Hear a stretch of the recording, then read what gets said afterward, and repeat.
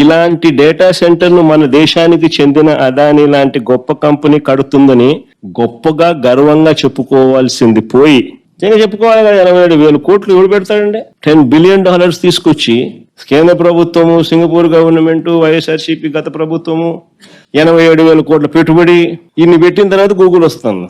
Credit అనేది ఎవరికి ఇవ్వాలా? కనీసం అదాని 87,000 కోట్లు పెడతా ఉన్నాడు, గూగుల్ని తెస్తా ఉన్నాడు, థ్యాంక్ యూ అని చెప్పినాడు కనీసం చంద్రబాబు నాయుడు అనే వ్యక్తి. ఎందుకు భయపడుతున్నాడు క్రెడిట్ ఇవ్వడానికి? ఆ పేర్లన్నీ చెప్పడం మొదలు పెట్టేసరికి ఇది బ్యాక్గ్రౌండ్ లేకపోతుంది. వైసీపీ ప్రభుత్వంలోనే ఇది 300 మెగావాట్లకు సంబంధించి అప్పుడే బీజం పడింది, అప్పుడే గూగుల్ కు అదానికి ఉన్న రిలేషన్షిప్ అప్పుడే ఉంది, అప్పటి నుంచే ఉన్నది. అప్పుడే జగన్ ప్రభుత్వం, వైసీపీ ప్రభుత్వం సింగపూర్ గవర్నమెంట్ లేఖ రాసింది. అప్పుడే కేంద్ర ప్రభుత్వం ఇన్వాల్వ్ అయ్యి, సింగపూర్ ప్రభుత్వం ఇన్వాల్వ్ అయ్యి, అదాని ఇన్వాల్వ్ అయ్యి, వైఎస్ఆర్ ప్రభుత్వం ఇన్వాల్వ్ అయ్యి, ఇంతమంది ఇన్వాల్వ్ అయ్యి ఈ డేటా సెంటర్ను గూగుల్ని ఇక్కడ తీసుకొచ్చే గొప్ప కార్యక్రమానికి బీజం పడింది అని చెప్పడానికి చంద్రబాబు నాయుడు హెసిటేట్ చేసినాడు. ఎందుకంటే క్రెడిట్ ఇవ్వడానికి ఇష్టంగా. Welcome to ETV Prime. శంఖంలో పోస్తేనే కానీ తీర్థం కాదు అంటారు. ఆంధ్రప్రదేశ్లో ఇప్పుడు పరిస్థితులు అలాగే ఉన్నాయి. నిజము ఎవరి నోటి నుంచి వస్తే అది నిజమని నమ్ముతారో ప్రజలు, వారి నోటి నుంచి వస్తే మాత్రమే అది నిజం అని నిరూపితం అవుతోంది. ఎందుకు అని అంటే కూటమి ప్రభుత్వం ఆధ్వర్యంలో నడుస్తున్నటువంటి లేదా కూటమి ప్రభుత్వానికి అనుకూలంగా ఉన్నటువంటి yellow media noise of rule ఆంధ్రప్రదేశ్లో నడుస్తున్నటువంటి సందర్భంలో నిజమైన వాయిస్ లేదా వైసీపీ వాయిస్ ఏదైతే ఉందో, ప్రతిపక్ష వాయిస్, అది నిజమని నమ్మే పరిస్థితి లేదు ప్రజల్లో. అంతగా కూటమి అనుకూల మీడియా, ముఖ్యంగా టీడీపీ అనుకూల మీడియా యొక్క నాయిస్ ఆ స్టేజ్లో ఉంది. అయితే ట్రూత్కి నేచర్ సహకరిస్తుంది అని అంటారు. అందువల్ల నిజం ఏదో ఒక రోజు ఖచ్చితంగా బయటపడి తీరుతుంది. కానీ అది ఎవరి నోటి నుంచి ఆ నిజం పలికితే అది ప్రజలు నమ్ముతారో ఆ క్షణం కోసం వెయిట్ చేయాల్సినటువంటి పరిస్థితి. ఇప్పుడు తాజాగా వైజాగ్ గూగుల్ డేటా సెంటర్, అది అదాని గూగుల్ డేటా సెంటర్ అని మనం చాలాసార్లు చెప్పడం జరిగింది. ఆ అదాని గూగుల్ డేటా సెంటర్ గురించినటువంటి వాస్తవాన్ని ఇప్పుడు సాక్షాత్తు ఆ గూగుల్ డేటా సెంటర్ యజమాని గౌతమ్ అదాని కొడుకు కరణ్ అదాని వైజాగ్లో జరిగినటువంటి సిఐఐ పార్ట్నర్షిప్ సమ్మిట్లో అందరి ప్రముఖుల ముందు, సాక్షాత్తు ముఖ్యమంత్రి చంద్రబాబు నాయుడు, ఆయన కుమారుడు లోకేష్ గారి ముందు, ఇంకా అనేక మంది మంత్రులు, ఎంపీలు, వాళ్ళందరి ముందు కూడా కరణ్ అదాని చాలా స్పష్టంగా చెప్పడం జరిగింది.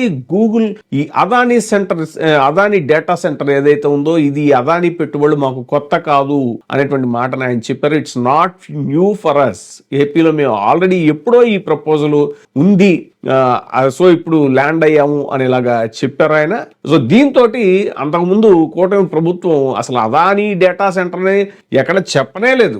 గూగుల్ డేటా సెంటర్ డైరెక్ట్గా గూగుల్తో మాట్లాడి మేమే తెచ్చేసాము వైజాగ్కి అనేటువంటి ప్రచారం చేసుకునే ఆర్భాటంగా ఏదైతే నిజాన్ని దాచిపెట్టడానికి కూటమి ప్రభుత్వం ప్రయత్నించిందో జగన్మోహన్ రెడ్డి గారు చాలా స్పష్టంగా ప్రెస్ మీట్ పెట్టి చెప్పడం జరిగింది. 2020 నవంబర్లోనే అదాని డేటా సెంటర్ తోటి, అదాని తోటి ఒప్పందం చేసుకోవడం జరిగింది. 300 మెగావాట్ల డేటా సెంటర్ ఏర్పాటుకు అని చెప్పేసి ఆయన చాలా డీటెయిల్ గా చెప్పారు. అండర్ సీ కేబుల్ అనేటువంటి సింగపూర్ తో మాట్లాడిన విషయం కానీ, ఇవన్నీ ఒప్పందాలు జరిగిన విషయం కానీ. సో అప్పుడు జగన్మోహన్ రెడ్డి గారు ప్రెస్ మీట్ పెట్టి చెప్పినప్పుడు ఎల్లో మీడియా కానీ, ఈ కూటమి నేతలు కానీ ఇదంతా కావాలని క్రెడిట్ ఇది తమ ఖాతాలో వేసుకోవడానికి ట్రై చేస్తున్నారు, అది ఇది అని చెప్పేసి సన్నాయి నొక్కులన్నీ నొక్కారు.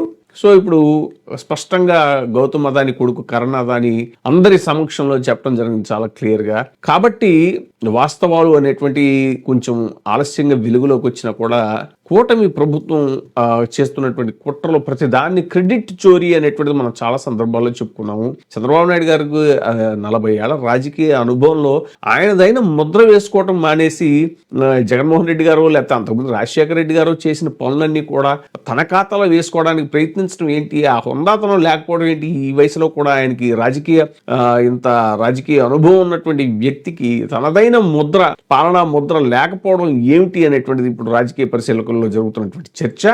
కరణ్ అదాని గారు ఏమన్నారో ఆయన మాటల్లోనే విందాం. The Adani Group's belief in Andhra Pradesh is not new. We do not just talk about investment, we demonstrate it. So far, we have already invested over 40,000 crores across ports, logistics, cement, infra and renewable energy. And we are not stopping there. Over the next 10 years, we plan to invest an additional 1 lakh crores across ports, data center, cement and energy business. The flagship of our commitment is the Vizag Tech Park. This is not just another tech park, it is the foundation of India's digital sovereignty. ఇప్పుడే subscribe చేయండి, like చేయండి, share చేయండి. వే TV prime, నీ ఉత్తమాభిరుచుల సమ్మేళనం.